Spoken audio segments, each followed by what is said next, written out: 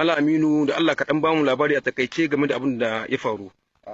Abubuwan da suke faruwa a cikin wannan makabartan kamar akwai kwanaki da muka zo daga can ɓarayin Na'am. mun ga an kwashe ƙasan kabari Na'am. ƙasa complete haka na kabarurruka guda uku. To tun daga nan dai muka dan fara sa ido akan makabartan. So ranar Laraba rana ita yau kenan. Karfe 1 na dare ina cikin makabartan sai na ji wani ya shigo cikin makabarta. Ina kallon shi har ya taho bisa kan wani kabari ya zo ya tona ya burna abin da zai burne. So bayan ya kusa fita ne sai ni kuma na cin mai. Nan dai har na dan samu na bubbugai so biyu ya haura katanga ya gudu. Daga bisani sai nake gane direban motar mace ce dan naji muryanta tana cewa kai sauri mu tafi kai sauri mu tafi.